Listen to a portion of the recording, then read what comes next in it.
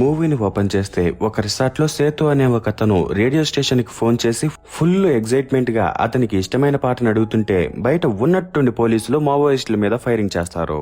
దాంతో సేతు గన్ను తీసుకుని return fire చేస్తూ ఎస్కేప్ అయిపోతున్నప్పుడు లోయలోకి జారి దొర్లుకుంటూ కిందికి పడిపోతాడు.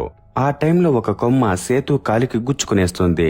దాంతో అతను నొప్పి కరుస్తున్నప్పుడు సడన్ గా అతనికి మెలకు వస్తుంది. తీరా చూస్తే ఇదంతా కల. అతని అన్న మధు పక్కన మావోయిస్టుల గురించిన సినిమా చూస్తుంటే సేతుకి ఈ విధంగా కలొచ్చింది. ఇక సేతు ఇంట్లో వాళ్ళ అన్న మధు ఇంకా పని మనిషి నళిని ఉంటారు.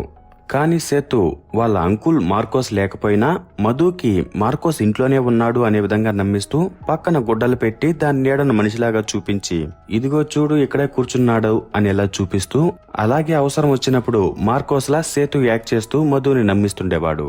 అలాగే సేతుకి నళిని కూడా సపోర్ట్ చేస్తుండేది. ఇక ఈ మూవీ పేరు ఓరు దురోహ సహతారి చిల్. Hello heroes, welcome back to the channel stories by గని.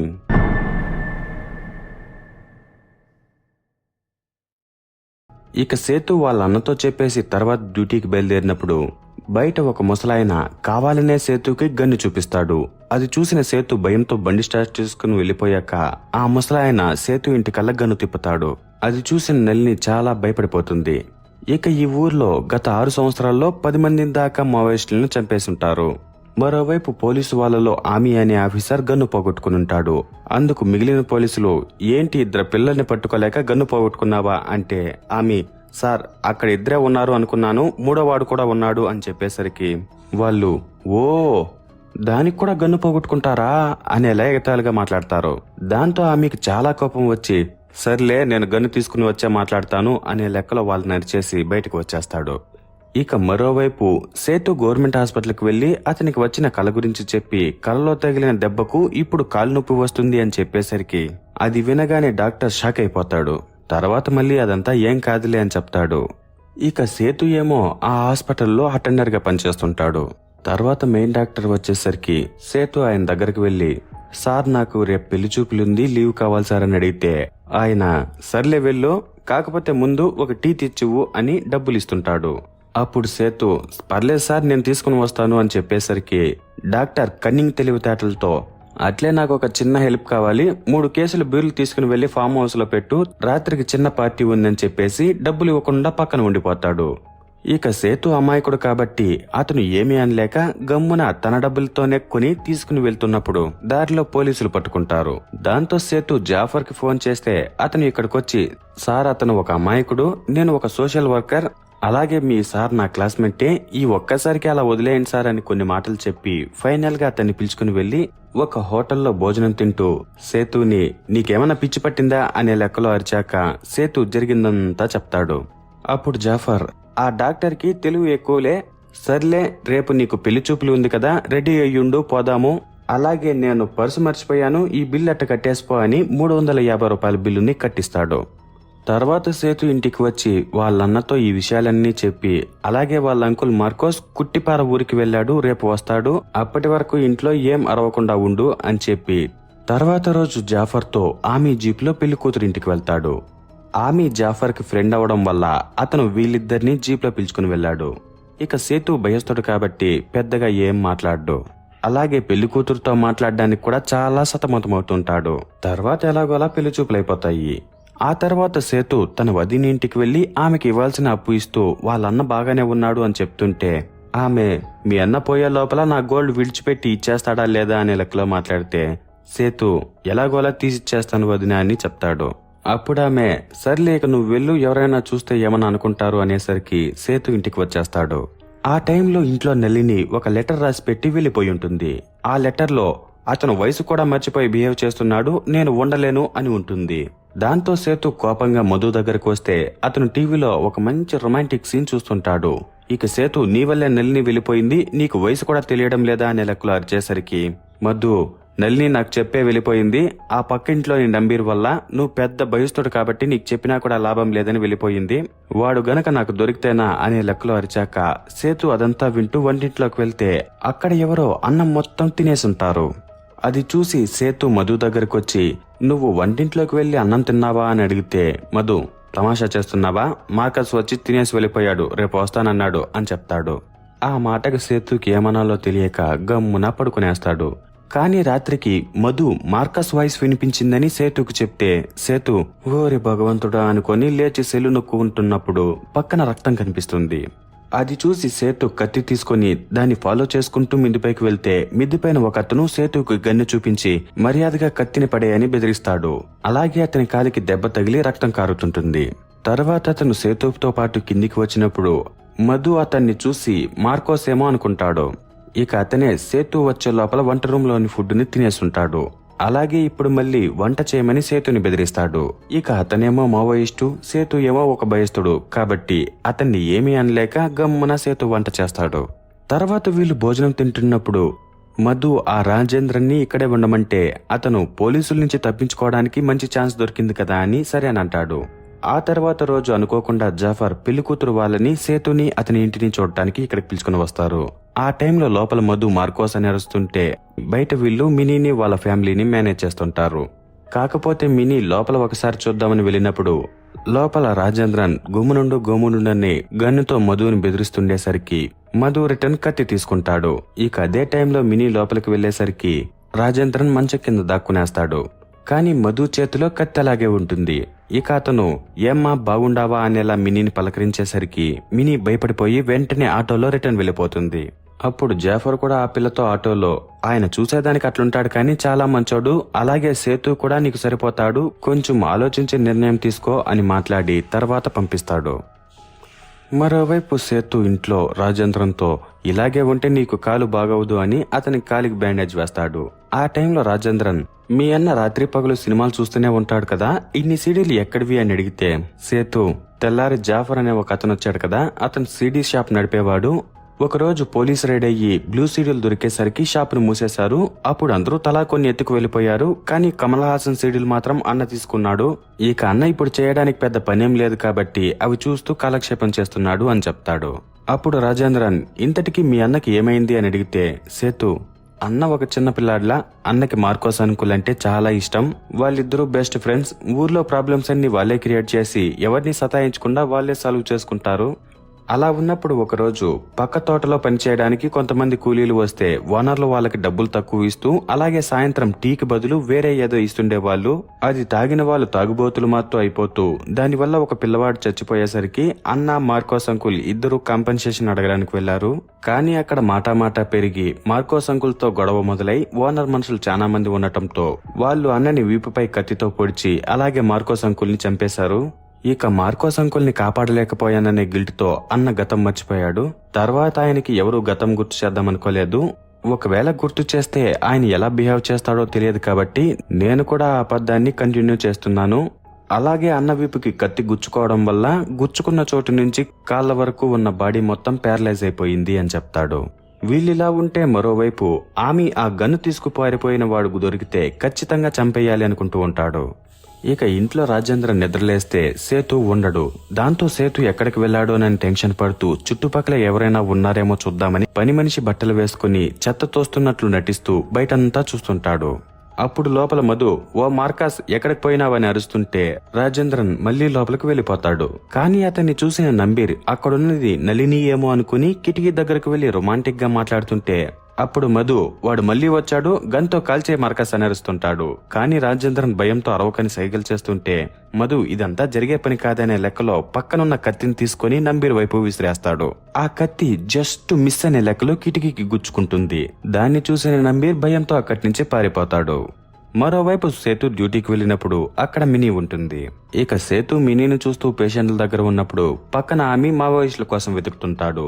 తర్వాత సేతు డ్యూటీ ముగించుకుని ఇంటికి వచ్చాక రాజేంద్రన్ అతన్ని పట్టుకుని చెప్పకుండా ఎక్కడికి వెళ్ళావని చెప్పి బెదిరించేసరికి సేతు డ్యూటీకి వెళ్లాను, అలాగే నీకోసం మెడిసిన్స్ కూడా తీసుకువచ్చాను అని చెప్తాడు. తర్వాత వీళ్ళు ఒకరితో ఒకరు మాట్లాడుకుంటున్నప్పుడు మధు నంబీర్ వచ్చిన విషయం చెప్తాడు.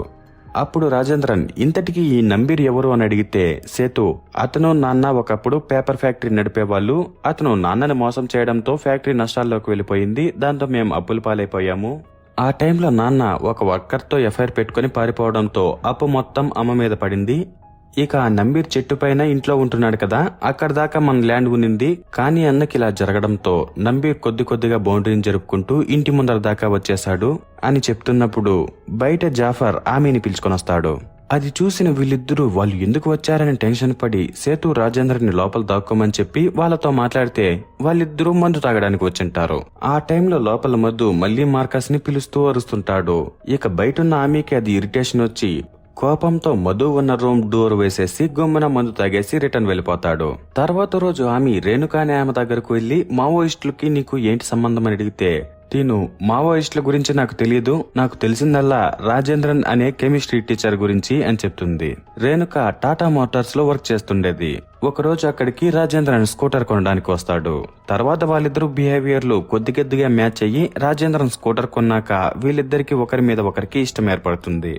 కానీ రాజేంద్రన్ కొన్న ఛార్జింగ్ స్కూటర్ మాత్రం ప్రతిసారి ఏదో ఒక ప్రాబ్లంతో రోడ్డు మధ్యలో నిలిచిపోతుంటే అతను చాలా సార్లు షోరూమ్ కి తిరిగి ఫైనల్ గా విసుగొచ్చి ఒకరోజు షోరూమ్ లోనే స్కూటర్ మీద టపాసాలు వేసి అగ్గిపెట్టేస్తాడు. దాంతో అతన్ని స్టేషన్ కి తీసుకువెళ్తారు.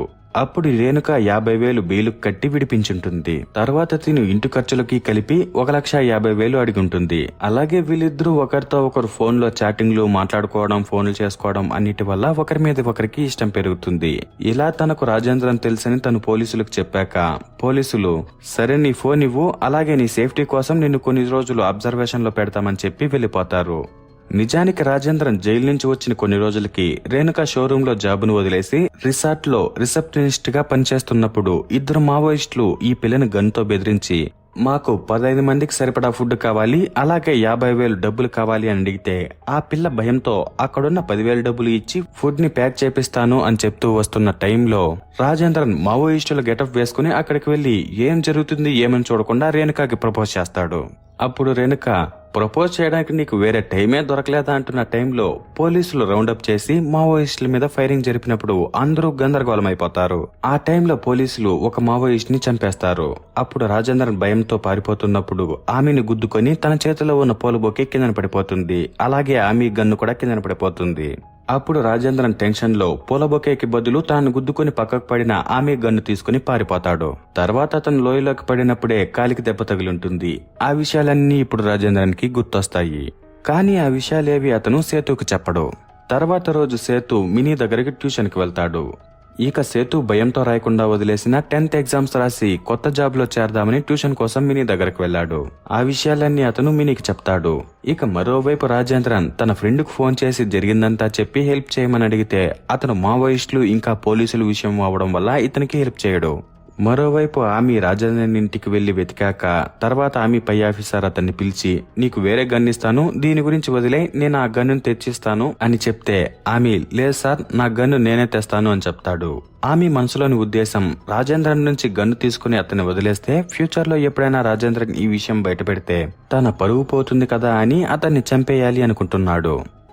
ఇక మరోవైపు జాఫర్ సేతు ఇంట్లో పనిచేయడానికి ఒక కొత్త వ్యక్తిని పిలుచుకుని వస్తాడు. కానీ అతను ఆ ఇంట్లో పనిచేసేదానికి సెట్ అవ్వడాన్ని సేతు అతన్ని పంపించేస్తాడు. ఆ రోజు రాత్రి వీళ్ళు ముగ్గురు మాట్లాడుకుంటున్నప్పుడు సేతు తనకు 16 సంవత్సరాలు ఉన్నప్పుడు మధు వయసు 24. ఆ టైంలో సేతు, మధు, మార్కస్ ముగ్గురు వదిలేసి వెళ్లిపోయిన వీళ్ళ నాన్న చంపడానికి వెళ్లుంటారు. కానీ దారిలోనే వీళ్ళ చేను దగ్గర ఉన్న ఇంటిలో ఫుల్లుగా తాగేసి ఆ రోజు రాత్రి హంటింగ్ కి వెళ్లి ఫుల్లుగా ఎంజాయ్ చేసి వాళ్ళ నాన్న దగ్గరికి వెళ్లకుండా రిటర్న్ వచ్చేస్తుంటారు. ఇదే నా లైఫ్ లోని బెస్ట్ ఎక్స్పీరియన్స్ అని సేతు చెప్పాక వీళ్ళు ముగ్గురు ఒక ఫ్యామిలీలా కలిసిపోతారు. ఆ టైంలో రాజేంద్రన్ పక్కింట్లో ఉన్న నంబీర్ గన్ను కొట్టేస్తే అతనికి వీళ్ళకి ఏ సమస్య ఉండదు కదా అని ఆలోచించి సేతుతో కలిసి గన్ను కొట్టేయడానికి వెళ్తాడు. కానీ ఆ టైంలో మధు వీళ్ళని పిలిచేసరికి సేతు రాజేంద్రన్ని సరే నువ్వు ఇక్కడే ఉండు నేను వెళ్లి వస్తాను అని వెళ్లిపోతాడు. ఇక రాజేంద్రన్ పైకి వెళ్లి గన్ను తీసుకున్నప్పుడు కిందన నంబి అక్కడికి వచ్చేసరికి రాజేంద్రన్ తన దగ్గర ఉన్న 2 గన్లు చూపించి తర్వాత ఇంటికి వచ్చి సేతు చూసి భయపడుతున్న ఆ గన్నుని సేతు చేతికిచ్చి జాగ్రత్తగా ఉంచుకో అని చెప్తాడు. అంతో సేతు చాలా హ్యాపీగా ఉంటాడు. తర్వాత రోజు అతను హాస్పిటల్కి వెళ్తే అక్కడ నంబీర్ చనిపోయి ఉంటాడు. అతన్ని చూసిన సేతు చాలా భయపడిపోయి అతన్ని ఎవరు చంపారు అని డాక్టర్ని అడిగితే డాక్టర్ చంపడమా, అతను కార్డియాక్ అరెస్ట్ వల్ల చచ్చిపోయాడు అని చెప్తాడు. అది విని సేతు కూలయ్యి తర్వాత నంబీర్ని అంబులెన్స్ లో వేసుకుని వస్తున్నప్పుడు ఇన్ని రోజులు తనను భయపించినందుకు గాను సేతు అతని చెంపపై ఒక దెబ్బ కొట్టేసి హ్యాపీగా ఫీల్ అవుతాడు. ఇక నంబీర్ చనిపోయాడని తెలిసి నల్ని కూడా ఫుల్ హ్యాపీగా అతన్ని చూడడానికి వస్తుంది. ఇక నంబీర్ అడవి జంతువులను చంపినాడని అతని మీద కొన్ని కేసులుంటాయి. అలాగే అతని గన్ను కనిపించకుండా పోవడంతో పోలీసులు పక్కింట్లో ఉన్న సేతుని నువ్వేమన్నా గన్ను చూసావా అని అడిగితే సేతు నాకు తెలియదు అని చెప్పి తర్వాత ఇంటికి వచ్చి వాళ్ళ అన్నతో నంబీర్ చనిపోయాడని అతని చెంపపై కొట్టి కన్ఫర్మ్ చేసుకున్నానని హ్యాపీగా చెప్తాడు. ఆ తర్వాత వీళ్ళు ముగ్గురు ఈ ఇంట్లో చాలా హ్యాపీగా ఉంటారు. ఆ టైంలో రాజేంద్రన్ కూడా తన లవర్ గురించి చెప్తాడు. అలా వీళ్ళందరూ హ్యాపీగా ఉన్న టైంలో ఒకరోజు సేతు హాస్పిటల్లో జనరేటర్ రూమ్ చెక్ చేస్తుంటాడు. అప్పుడు మినీ పక్కన వాళ్ళ నాన్నకు జ్వరంగా ఉందని పిలుచుకుని వస్తుంది. అదే టైంలో డాక్టర్ టైం అయిపోయిందని వెళ్ళిపోతుంటే మినీ ఇంకా హాఫ్ అన్ అవర్ ఉండంగానే ఎలా వెళ్తారు అని డాక్టర్ని ఆపి వాళ్ళ నాన్నకు ట్రీట్మెంట్ చేపించాక తర్వాత పేషెంట్ని ఇంటికాడ దింపడానికి ఉన్న బండిలో డాక్టర్ కాఫీ గింజలు వేస్తుంటే మనుషులు వెళ్లడానికి ఉన్న బండిలో మీరు అవన్నీ ఎందుకు వేస్తారు అని డాక్టర్ని అరిచి తర్వాత సేతుతో పాటు ఇంటికి వెళ్ళిపోతుంది. ఇక సేతు మళ్లీ బండి తెచ్చి హాస్పిటల్ దగ్గర పెట్టేసి ఇంటికి వెళ్లి మరుసటి రోజు లేటుగా వచ్చేసరికి డాక్టర్ ఎందుకు లేటుగా వచ్చావు, నిన్న జనరేటర్ చెక్ చేయకుండా ఎందుకు వెళ్లావని నిన్న సేతు పెళ్లి చేసుకోబోయే అమ్మాయి మినీ అరిచిందని సేతుని ఇప్పుడు అందరి ముందర తిడతాడు. దానికి సేతు ఏం మాట్లాడకుండా పక్కన జనరేటర్ రూమ్ దగ్గరకు వచ్చి చూస్తే అక్కడ స్విచ్ ఆఫ్ లో ఉంటుంది. ఇక సేతు అది ఆన్ చేసినప్పుడు పక్కన పేషెంట్ ని పిలుచుకుని వచ్చిన ఒక ఆటో అతను మీరు డ్యూటీ సక్రంగా చేయండి అని ఎలా తిట్టేసి వెళ్ళిపోతాడు. ఇక సేతు దాని గురించి అంతా ఆలోచించుకుంటూ ఉంటాడు. ఆ తర్వాత రోజు హాస్పిటల్లో జనాలు సరిగ్గా వర్క్ చేయడం లేదని మావోయిస్టులు ఒక పోస్టర్ ని అతికించుంటే పోలీసులు హాస్పిటల్లో వాళ్ళనందరినీ పిలిచి ఆ పోస్టర్ ని ఎవరు అతికించారో మీకేమైనా తెలుసా అని అడిగితే ఆ టైంలో డాక్టర్ నాకంటే ముందే సేతు వచ్చి దాన్ని చూసి నాకు చెప్పాడని అబద్ధం చెప్తాడు. ఇక అప్పుడు సేతు ఏం మాట్లాడకుండా తర్వాత డాక్టర్ని ఎందుకు అబద్ధం చెప్పావు, మర్యాదగా నిజం ఒప్పుకో అని ఎలా బెదిరించేసరికి తర్వాత డాక్టర్ ఆమీని జాఫర్ని పిలిచి సేతు నన్ను కొట్టాడు అని కేసు పెట్టాలని చూస్తే వాళ్ళు సేతు చెంపపై డాక్టర్తో కొట్టించి సేతుతో సారీ చెప్పించి కాంప్రమైజ్ చేస్తారు. కానీ డాక్టర్ గమ్మునుండకన్నా కేసు పెట్టనులే కానీ కొన్ని రోజులు సస్పెండ్ చేస్తానని సేతుని సస్పెండ్ చేస్తాడు. దానివల్ల సేతుకి డాక్టర్ మీద చాలా కోపం వస్తుంది. దాంతో అతను మందు తీసుకుని ఇంటికి వెళ్లి ఇంట్లో వాళ్ళకి జరిగిందంతా చెప్పాక వాళ్ళు సరే వదిలేయ్ మళ్ళా చూసుకున్నాం, రేపు నీ ఎగ్జామ్ ఉంది, ఫస్ట్ దాన్ని బాగా రాయి అని చెప్తారు. తర్వాత రోజు సేతు ఎగ్జామ్ రాయడానికి వెళ్ళినప్పుడు ఆమెకి సేతు ఇంట్లో వేరే ఎవరైనా ఉన్నారేమో అనే డౌట్ వచ్చి సేతు అటు వెళ్లగానే వాళ్ళ ఇంటికి వెళ్తాడు.